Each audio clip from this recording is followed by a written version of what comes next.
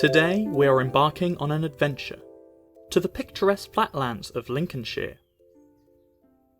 In the county's capital, Lincoln, we will search out a hidden historic site which bears a particularly unfortunate past. Tucked away in the shadow of Lincoln Cathedral, a semi-ruinous yet still imposing medieval building lays dormant. The walls tell a tale of prosperity, sudden fall from grace, mistreatment, abandonment, and sorrow. So join us as we explore the grounds of the medieval Palace of Lincoln. The palace's history begins with the required lands being granted to the bishops of Lincoln in 1135 AD. Around a decade later, construction begins on the palace. While construction was still in process, a rare and unusual earthquake struck the city of Lincoln in 1185 and caused widespread damage through the streets, also severely damaging both the palace and the cathedral. The following year, Hugh of Avalon was appointed Bishop of Lincoln by King Henry II, and immediately set to work on repairing both buildings, taking this opportunity to expand and renovate both the palace and the cathedral. In 1215, the new bishop, Hugh of Wells, was granted 40 great oaks from the royal forest of Sherwood to build the Grand West Hall.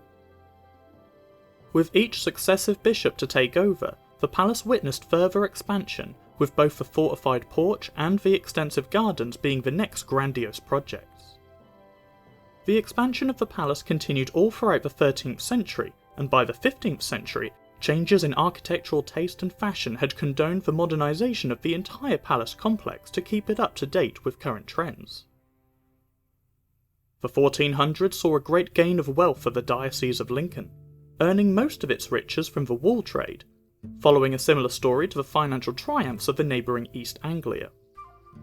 Unfortunately, all good things must come to an end, as in the 1500s King Henry VIII came to power, and after his dissolution of the Monasteries Act in the 1530s, such an enormous amount of power was taken away from the various religious houses that had established their homes in Britain for the last 500 years or more.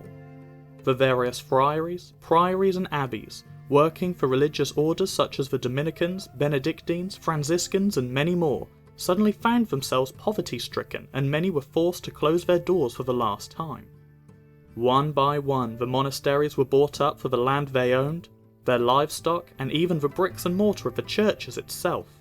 And the economy of Britain's wool trade crashed almost overnight, now relying heavily on Flemish imported clothing from countries such as Holland or Belgium.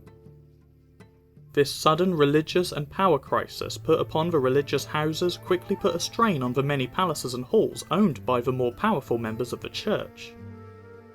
Lincoln Palace was surely one of these financial strains. The current Bishop of Lincoln at the time, Bishop Holbeach, was forced to surrender 34 manors to the Crown in order to keep hold of Lincoln Palace.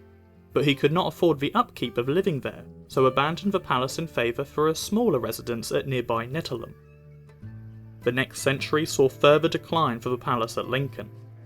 In 1617, King James I visited and banqueted at the palace. However, he was not lodged here, which hints to the dilapidated state of the palace interior at the time of his arrival. Repair work was attempted during the 1620s, transporting materials from the now ruined palace at Netherham, but war broke out between the Cavaliers and the Roundheads. This was to become the deadliest war ever fought on English soil, the English Civil War. Due to the palace's particularly extensive and fortified state at the time, it was used as a royalist prison throughout the Civil War. In 1648, the royalists laid siege to the city of Lincoln, and when the parliamentary garrison retreated to the fortified palace, the royalist cannon turned to aim upon the walls of the palace. It is unclear how much damage was caused to the palace during the siege of 1648. But we do know that the buildings were then stripped down of much of its stone and roof lead immediately after the siege, and was quarried on and off for many years after the English Civil War had ended.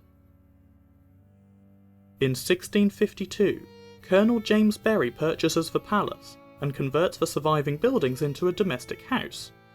However, by the 1660s the palace fell into the hands of Bishop Sanderson of Lincoln, who then had both the surviving buildings and the ruins surveyed. The result of the survey confirmed that the palace was beyond economical repair, and hence was abandoned again.